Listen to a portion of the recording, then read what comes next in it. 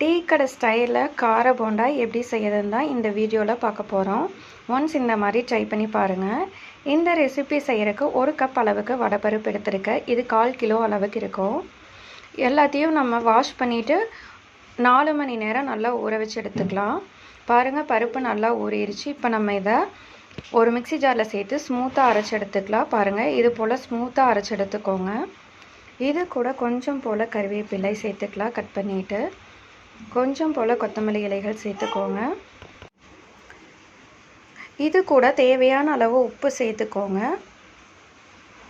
காரத்துக்கு ஏற்ப கார மிளகாய் தூள் சேர்த்துக்கோங்க.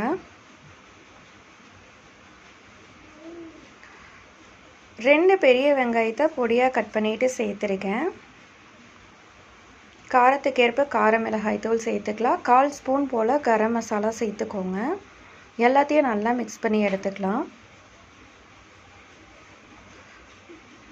உப்பு கூட குறைய இருந்துச்சுன்னா செக் பண்ணிவிட்டு சேர்த்துக்கோங்க.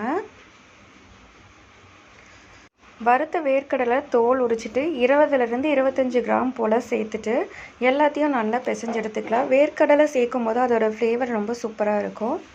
பாருங்கள், ஸ்டவ் ஆன் பண்ணி கடாயில் தேவையான அளவு எண்ணெய் சேர்த்துட்டு எண்ணெய் நல்லா காஞ்சதும் நம்ம ரெடி பண்ணி வச்சுருக்கிற போண்டாவை சின்ன சின்ன உருண்டைகளாக போட்டு பொரிச்சு எடுத்துக்கலாம். ஸ்டவ்வை மீடியம் ஃப்ளேமில் வச்சு ஃப்ரை பண்ணி எடுத்துக்கோங்க.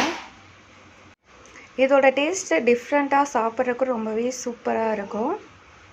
பாருங்கள், எல்லாத்தையும் நல்லா மிக்ஸ் பண்ணி விடுங்க. ஸ்டவ்வை மீடியம் ஃப்ளேம்லேயே வச்சு நல்லா குக் பண்ணி எடுத்துக்கோங்க. எந்த அளவுக்கு கலர் சேஞ்ச் ஆகி வந்ததும் நம்ம இதை ஃபில்டர் பண்ணி எடுத்துக்கலாம். குழந்தைகள் விரும்பி சாப்பிடுவாங்க. கட்டாயமாக ஒன்ஸ் இந்த மாதிரி ட்ரை பண்ணி பாருங்கள். இதோட ஃப்ளேவர் ரொம்பவே சூப்பராக இருக்கும். நீங்கள் வடைப்பருப்பு சேர்க்குறதுக்கு பதிலாக கடலைப்பருப்பு இருந்துச்சுன்னா அதில் கூட இந்த ரெசிபி ட்ரை பண்ணி பார்க்கலாம். டேஸ்ட்டில் பெருசாக எந்த ஒரு வித்தியாசமே இருக்காது. ரொம்பவே சூப்பராக இருக்கும். கட்டாயமாக செஞ்சு பார்த்துட்டு எப்படி இருந்துச்சுன்னு சொல்லுங்கள். நெக்ஸ்ட்டு ரெசிப்பியில் பார்க்கலாம்.